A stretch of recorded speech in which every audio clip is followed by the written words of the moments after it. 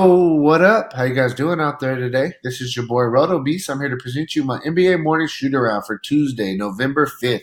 If you're new to this channel, please make sure and click the subscribe button below. This way you can watch all my NBA, NFL, and MLB videos. If you haven't came and checked out our website here at dfscheatsheet.com, you're absolutely missing out. We have all the tools to help you compete with the pros day in and day out, including a complete optimizer, tons of content, daily Fanduel and Draftkings cash lineups. Hey, we're truly a one-stop shop for our DFS needs. So make sure to check out the site here at dfscheatsheet.com. So we got a solid 6-game slate today. There's some good games on this slate, and I think it's going to be a fun one. We got a lot of money out there to be made. So yeah, man, I'm ready to jump in this video real quick. Before we do, though, if you guys don't mind, please take that quick second, click the like button down below. Helps me out. Really appreciate that from you guys. And yeah, let's go. So we'll start at point guard and we'll work our way through each position. It's looking like Trae Young is going to start today. I don't know if he's going to be on a minutes limit or whatnot. That's something that we got to wait to hear about a little bit later in the day.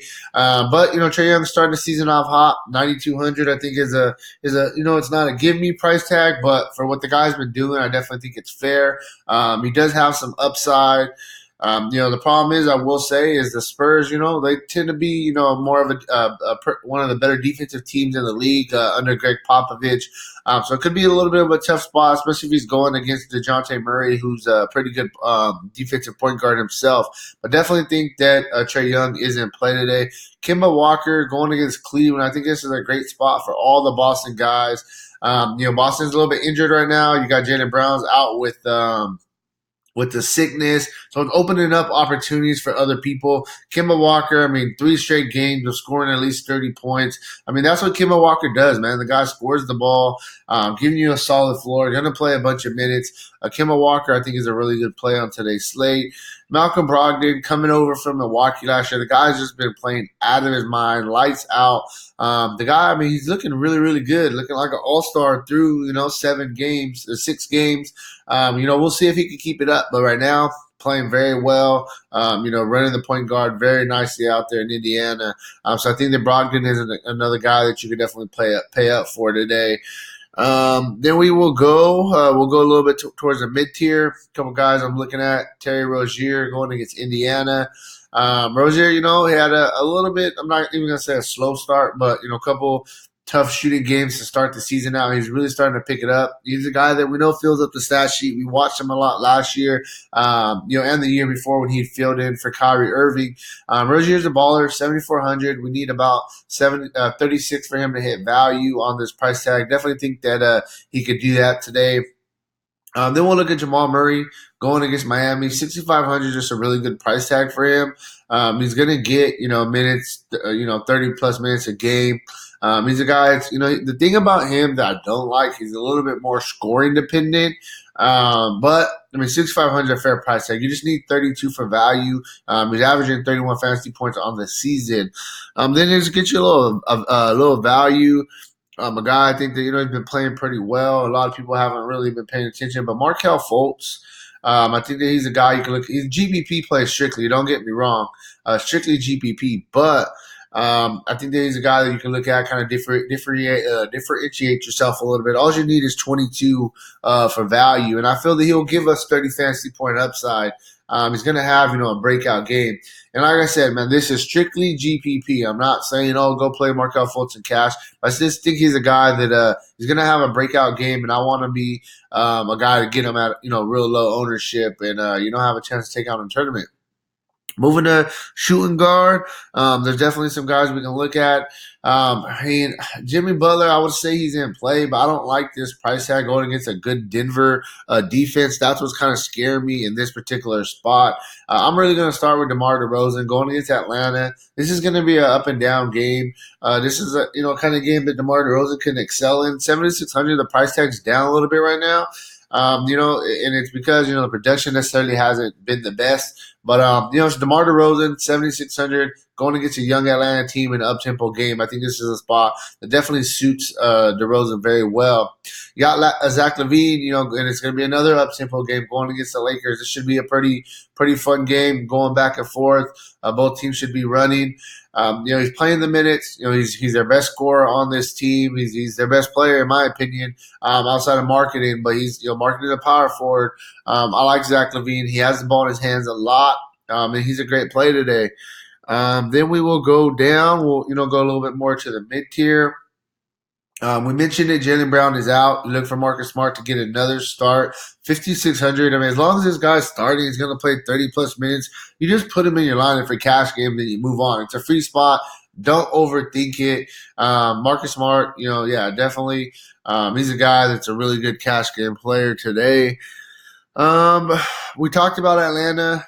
We got to see, just came out that, Zach Collins is going to be, not Zach Collins, John Collins is going to be suspended, with, substance abuse, whatever, 25 games. We got to really see who steps in place and kind of fills those shoes.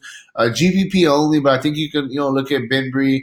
You can also look at Hoyer. I do like them a little bit more if, Trae Young is going to be a little bit more monitored with his minutes. But yeah, man, that's really where I'm at. I think also another guy I'll just quickly throw out there. I think Jeremy Lamb going against his old team, I think is a pretty good GPP play also. Moving on to small forward, we'll start at the top. You got LeBron. Going against Chicago. I don't really want to pay 11.7 for LeBron. I don't think this is a pay up spot. But he's going to probably go lower owned. That's one thing that I definitely think can happen. And if that's the case, we know LeBron definitely has the upside. Gordon Hayward is a guy that I'll probably really, really start with that small forward. 6,900. He's getting a bunch of run, especially with no Jaylen Brown. He's having to pick it up a little bit. The ball's in his hands a little bit more. I think it's a good price tag. He's going to give you a solid floor. Outside of one game against New York, we kind of dudded. He's been playing well. Gordon Hayward, before he had that injury last year, we knew what he gave us, past couple of years in Utah. He was their best player. So Gordon Hayward, I think, is definitely a really good play today. Then we'll go down a little bit. I'm looking at a guy like Gallinari. They need him to score out there in OKC. He's only averaging 18 points. They need 20 points from this guy. 6,200. You need 31 for value. I think that he could definitely get there in an up-tempo game going against Orlando. Gallinari, he's at buy low opportunity. Pretty good play right here in this spot. We got to wait what's going on with Will Barton. If Will Barton plays, I think he'll be a decent play. If Will Barton's out, it's going to open up some value. So that's something that we got to wait on. Miles Bridges, this young guy, second-year player, he's playing the minutes. He does a little bit of everything. He hasn't, had no crazy games, showing up some monster upside. But I think he does give you a little bit of upside, especially on this price tag. You only need 26 for value. I definitely think he probably gives you at least 35 fantasy point upside, which would be 6x, almost 7x. Another guy, Otto Porter. He's probable today. He's with the ankle injury. I do expect him to play. He's a guy who's going to play right around 30 minutes. He hasn't really had a good game this year. We know Otto Porter's a baller. I've been playing the past couple of years in Washington, and he just he has to kind of get his way, fill his way in with this young Bulls team. He did start the season a little bit more injured. So he's getting healthy. He's probable. 5,200 is a good price tag for him. I think that he's a guy that you can look at.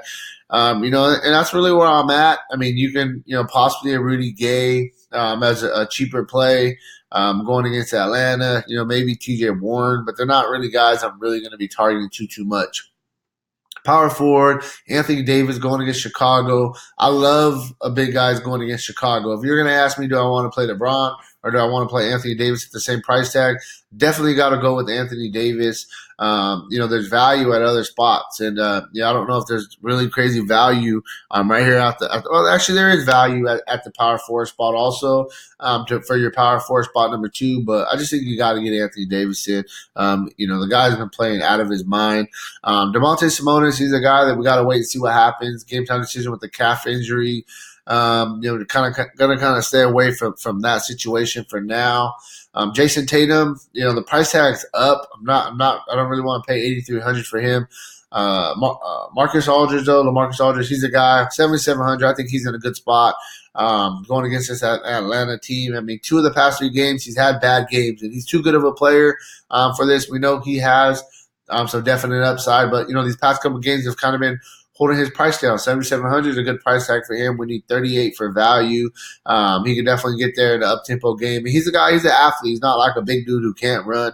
He can run the floor, definitely get a couple easy baskets. A couple more guys that we can look at. I'm going to kind of go down. Nerlens Noel, if he's going to get the start, if let me make sure if Adams is out. So Steven Adams is a game time decision as well. So it's looking like Noel is gonna play. He's probable with ankle injury. If Adams is out and Noel is gonna get the start, then he's a really good play. Even though the price tag is up at 5,600. Look at the guy. 2 straight games of at least 33 fantasy points. 4 straight games of at least 22 fantasy points. In this game, the one where he only got 22, he only played 14 minutes. So it's all about minutes with this guy. If the guy's going to play some minutes, he's definitely going to be a really good play. Then I'm going to go Jabari Parker. If Jabari Parker is going to be the guy that's going to step into the starting spot for John Collins while he's suspended, you got to love Jabari Parker, man. The guy's a baller, come off the best game of the season so far, for the Atlanta Hawks. And, like I said, if he's going to start, I'm going to be playing me some Jabari Parker for sure. He's a guy that definitely could get some buckets. Also, Daniel Tice. He's a guy that's been in that starting lineup, and, he's been playing well. 26, 27 minutes, back-to-back games. 4,200, all you need is 21 for value. He's got you 25 in 2 straight games. If he's going to continue to start, he's another guy that you can definitely continue to play. Finishing off with center. There's the thing I'm learning quickly right now is there's some value and there's some pay up spots at every single position. Here's another spot. If you want, you can go with Jokic going against Miami. It's not this one is not the easiest spot. He's going to be going against Bam, going against Kelly Olynyk. Some decent defenders. But Jokic has triple double upside. The price tag is down right now. Sub 10,000 for Jokic, 9,200. That's a really good price. Gotta like the price tag there. Vucevic, I think Vucevic definitely in play. Coming off one of the best games of the season for him. Where he scored 24 real life points. Vucevic is dependent for me on Adams. If Adams is going to play, it kind of scares me a little bit. Vuce, I definitely will play him. But if Adams is out, then he's going to be going against a little bit undersized Noel. I like Vuce even more. So that's something that I kind of got to wait on. But either way, he's a good play. It's just kind of, do I want to play him in cash or GPP? Depends on Adams for me. Cody Zeller, the guy's been playing very well. Coming off basically the worst game of the season so far, before last game against the Warriors. The guy had, a double-double every single game. Plays a little bit of defense. He's a pretty good passer for a big man. And the minutes have been there. That's the thing that's really standing out to me. So I think you can definitely go back to the Zeller well. He's going to come in low-owned, especially coming off, a bad game. 2 guys we could look at on the lower end. This guy's strictly GPP, but if Turner ends up being out and it's going to be Goga Bitadze, then I think that you can look at him if he's going to get the start and play the minutes. If Turner's out, if Turner comes back, obviously this guy's going to be out of play. So we got to wait on that injury news, but he'll be a GPP player that you can definitely look at. And lastly, Alex Len.